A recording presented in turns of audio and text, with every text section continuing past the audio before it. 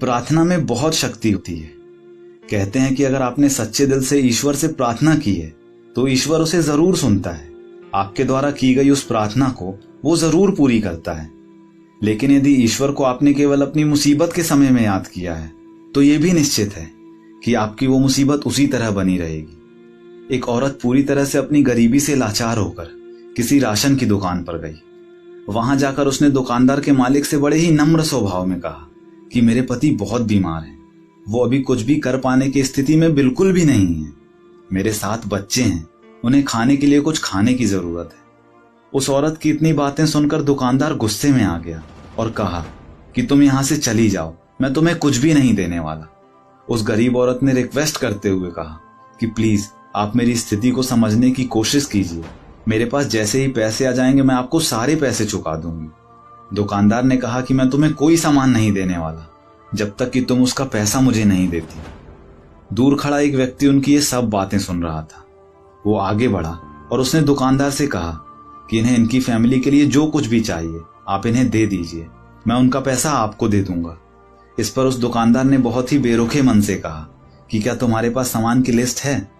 औरत ने जवाब दिया, जी हाँ। दुकानदार बोला, ठीक है, तुम इस तराजू पर अपने सामानों की लिस्ट रख दो, उसका जितना भी वजन होगा मैं तुम्हें उसके बदले उतना सामान दे दूंगा। औरत संकोच में आ गई और उसने अपना सिर झुकाते हुए अपने पर्स में हाथ डाला, उसमें से एक पेपर निकाला और उस पेपर पर कुछ लिख दिया। अपना सिर झुकाए हुए ही उसने उस पेपर को तराजू के ऊपर भी रख दिया। पेपर के रखते ही वो तराजू एक तरफ झुक गया।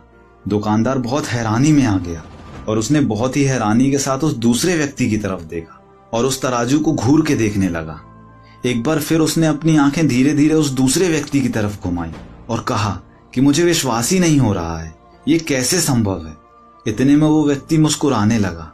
अब दुकानदार ने एक के बाद एक सामान उस तराजू के दूसरी तरफ रखना शुरू किया। तराजू फिर भी बराबरी पे नहीं आया।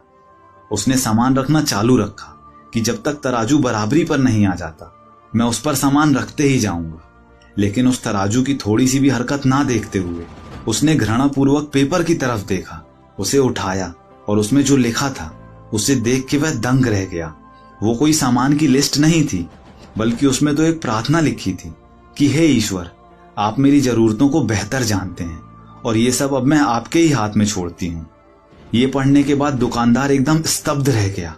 उसने एकदम हैरानी के साथ, आश्चर्यपूर्वक, बिल्कुल चुपचाप उस औरत को उसकी जरूरत के हिसाब से सामान दे दिया और वो औरत वहां से चली गई। थोड़ी देर बाद दुकानदार ने पाया कि उसके तराजू का एक पलड़ा तो टूट गया है। फिर उसे समझ में आया कि प्रार्थना में कितनी शक्ति होती है। तो दोस्तों, यदि हम ईश्वर को सच्चे दिल से याद करते हैं तो वो हमारी इच्छाएं जरूर पूरी करते हैं, जिस पर यकीन कर पाना किसी भी साधारण व्यक्ति के लिए बिल्कुल भी मुमकिन नहीं है। क्योंकि जहां से विज्ञान का भी दिमाग काम करना बंद कर देता है, वहीं से उस ऊपर वाले का ज्ञान चालू होता है। बेशक उसकी लाठी में आवाज नहीं है, लेकिन आप एक बार उसे आवाज तो लगाइए, वो आपकी बात जरूर सुनेगा। तो दोस्तों, उम्मीद करता हूं आपको ये स्टोरी पसंद आई होगी।